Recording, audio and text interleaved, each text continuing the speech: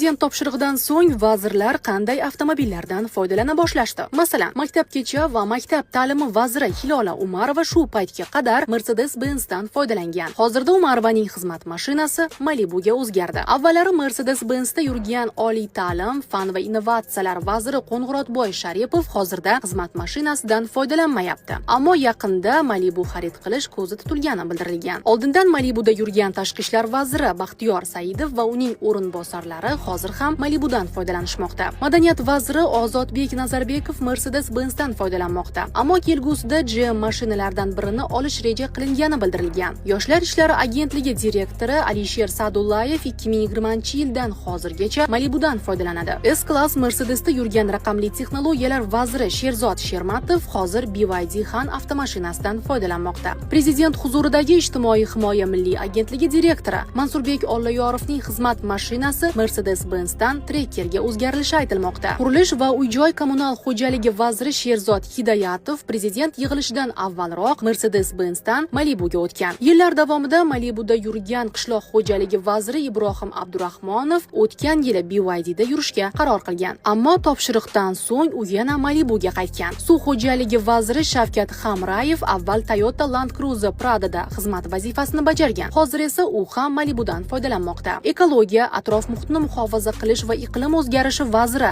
Aziz Abduhakimov BYD avtomobilidan foydalanadi. Tog' kon sanoati va geologiya vaziri Bobur Islamov Mercedes-Benzdan foydalanmaslikka qaror qilgan. U tashkilot parkidagi mavjud mahalliy korxonalarda ishlab chiqarilgan avtotransportdan foydalanmoqda. Ichki ishlar vaziri Aziz Toshpo'latov ancha yildan buyon Malibudan foydalanadi. Mudofaa vaziri general-mayor Shuhrat Xolmuhammedov Chevrolet Trailblazerdan foydalanadi. Sport vaziri Adham Ikramov davlat rahbari topshirig'iga qadar Mercedes-Benzdan foydalangan. Hozirda Equinox xizmat avtomobiliga o'tgan. Bosh vazir o'rinbosari, iqtisodiyot va moliya vaziri Jamshid Qo'chqorov xizmat mashinasi ham Mercedes-Benz 222 dan Malibu 2 ga almashtirilgan. Favqulodda vaziyatlar vaziri Botir Qudratxo'jayev esa Traversda yurishi ma'lum qilindi. Oliy sud raisi Baxtiyor Islamov, bosh prokuror Nig'matilla Yo'ldoshev, sog'liqni saqlash vaziri Asilbek Xudoyarov Malibudan foydalanmoqda. Bojxona qo'mitasi raisi Akmalxo'ja Mavlonov hozirga qadar xizmatda Mercedes-Benz rusumdagi avtomobillardan foydalangan bo'lsa,